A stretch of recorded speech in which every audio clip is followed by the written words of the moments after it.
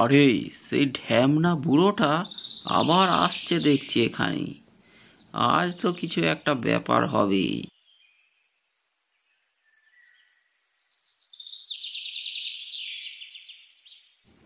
ওরে রমাপদ নাকি? তা এখানে বসে বসে কি করছি? আরে দাদু, দেখতেই তো পাচ্ছ, মাছ বিক্রি করছি। আবার বলার কি হলো এতে? যত সব বুড়ো হাবড়া লোক, সব জোটেও আমার এই কপালে। হুম। ও, এখনকার সব ছেলে পুলে সব কথাই বার্তায় আলাদা।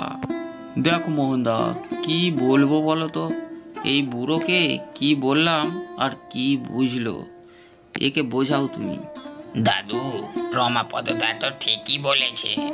তুমি এলি যত বাজারে গন্ডগোল। ও বাবা, তোমাদের জন্য বাজারেও আসতে পারবো না দেখছি। আচ্ছা ঠিক আছে, কিন্তু আমরা তো সে কথা বলিনি দাদু। তোমাকে বাজারে আসতে আমরা বারণ করব কেন? এই তো কথার মতো কথা। তার রমাপদ, মাছ কত করে বিক্রি করছো বাবা? দাদু, মাত্র 200 টাকা নিচ্ছি, আপনার থেকে বেশি নেব না।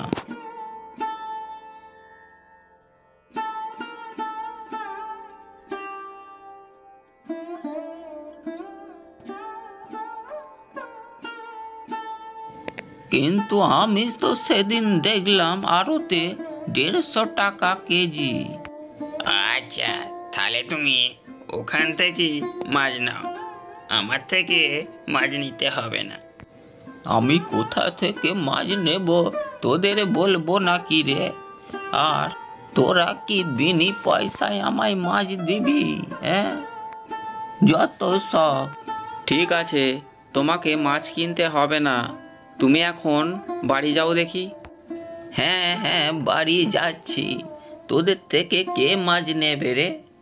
ও, জানি না আজকে আমাদের কপালে কি লেখা আছে।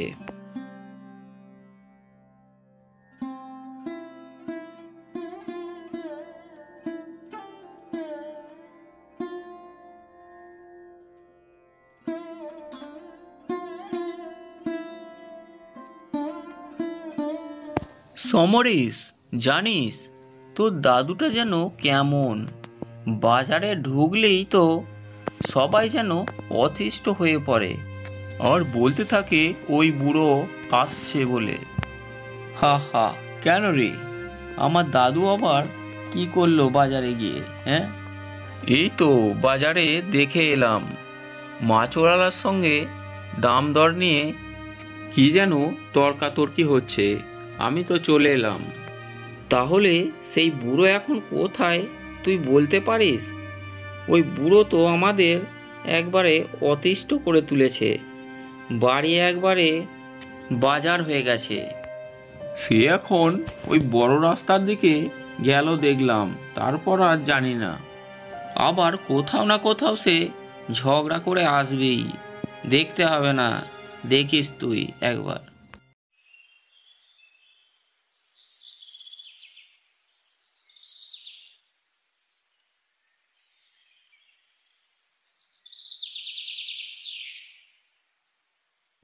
ধনা, এই ধনা, চপ কত করে কেজি রে?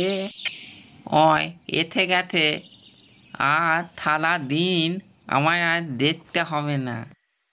ধনা, এই ধনা, তোকে এতক্ষণ ধরে আমি জিজ্ঞাসা করলাম চপের দাম কত, তুই বললি না যে? দাদু, তোনায় আমি টপ বিক্রি করতে পারবো না। টপ তো পিস দরে বিক্রি হয়, ও আবার কেজি দরে বিক্রি হয় নাকি? তুই আমাকে বোকা ভেবেছিস নাকি? হ্যাঁ, তুই আমাকে ঠকাতে পারবি না। দাদু, তুমি ঠিক বলতো, আমার তো মাথাতেই কিছু ঢুকতে না। দেখ, তোকে আমি সব বুঝিয়ে বলছি, তুই তো চপের সরঞ্জাম কেজি দরে কিনিস, তাহলে তুই আমাদের দিবি না কেন কেজি দরে? আর তারপর ধোনা মাথা ঘুরে ওখানেই পড়ে যায় দাদুর কথা শুনে। হা হা, এতেই মাথা ঘুরে পড়ে গেল।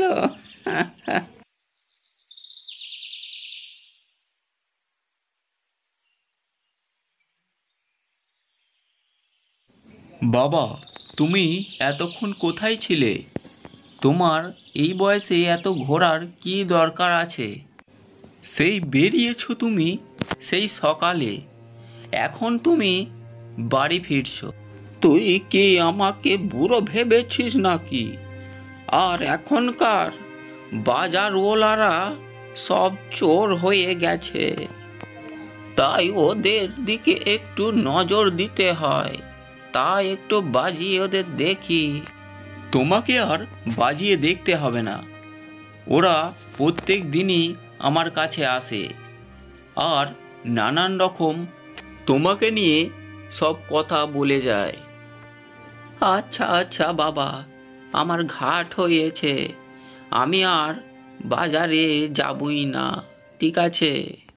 ভাই, আজকে মুডটা আমার ভালো নেই, চ ফুচকাওয়ালা থেকে দুটো ফুচকা খাই। ফুচকা আছে, দই লস্যি আছে, খেয়ে যান খেয়ে যান। আরে বাবুরা, চ বলছিস যখন, চ তাহলে খেয়েই আসি।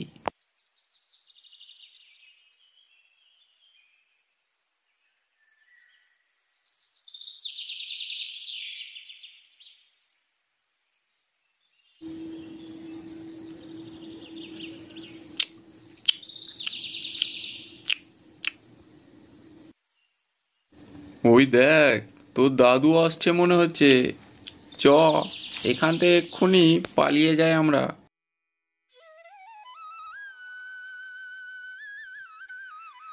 কেন রে, তুই আমার দাদুকে দেখে ভয় খাস নাকি আবার? চ আমরা ওই গাছের আড়ালে গিয়ে চুপ করে দেখি। আরে বাবা, এটা কি ফুচকা নাকি? হ্যাঁ, এটা ফুচকাই। দাদু দেখতে পাচ্ছেন না নাকি? এটা তো ফুচকাই বটে। হ্যাঁ।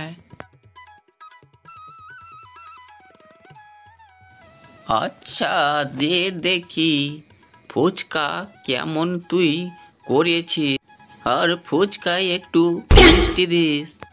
আরে দাদু, ফুচকায় আবার মিষ্টি হয় নাকি? আমি বাপের কালেও শুনি নাই, সব কোথা থেকে যে চইলে আসে বুঝি নাই। আর আমি তখন থেকে দেখছি তুই ফুচকা আলাদা দিচ্ছিস, আর আলু আলাদা, আর জলও আলাদা দিচ্ছিস। কেন রে? ওটা তো একসঙ্গেই মাখতে পারতিস। তোরা হয়েছিস যত গাধার দল, তোরা এক্সট্রা বেশি খাটিস। দাদু, এবার তুমি বাড়ি যাও, নইলে কষি মাথা নষ্ট করে দেবে আমার। জানি না বল, আমি তোকে শিখিয়ে দিচ্ছি, বুঝলি? এই ফুচকাটা নিবি, তারপর আলু জল মেখে দিবি, তারপর লোককে মোড়াই করে দিয়ে দিবি, তাহলেই হয়ে গেল। আর এরপর দাদু একটা একটা করে ফুচকা ওই ডাব্বাতে রাখলো, তারপর ওই তেঁতুল জল ওর উপর ঢেলে দিল। শিখে নিয়েছিস তো? ব্যাস, আমি আজকে যাই, কালকে আবার আসবো, দেখবো তুই কেমন বানানো শিখেছিস।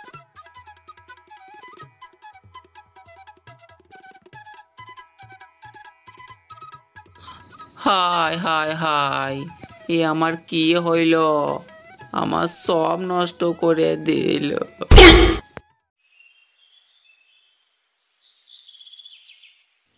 এই বুড়ো, আমাদের সব নষ্ট করেছি, সব ফেরত দে। আমাদের সব ফেরত দিয়ে যাবি, না হলে তোকে আর ছাড়বো না। এরপর বুড়োর উপর সবাই রেগে যায় আর গালাগালি করতে থাকে সবাই। এই বুড়ো, বেরো শালা বলছি, আগে ছাদ দেখে নাপ, তারপর। সবাইয়ের উপকার করেছি, তাই মনে হয় প্রশংসা করছে আমার। তারপর বুড়ো না নামায় আরও রেগে যায় সবাই। আরে, এ তো মনে হচ্ছে আমায় গালাগালি দিচ্ছে। আরে, এখনকার দিনে ভালো কাজ করলেও লোকে গালি দেয়।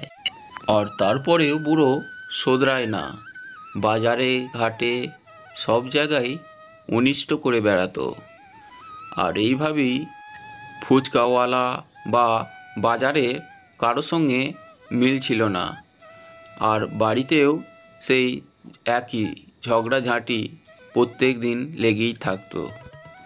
আর বাড়ির লোককেও সে কোনো দিন শান্তিতে থাকতে দিত না। পাড়ার লোক প্রত্যেক দিনই একটা না একটা নালিশ জানিয়ে যেত।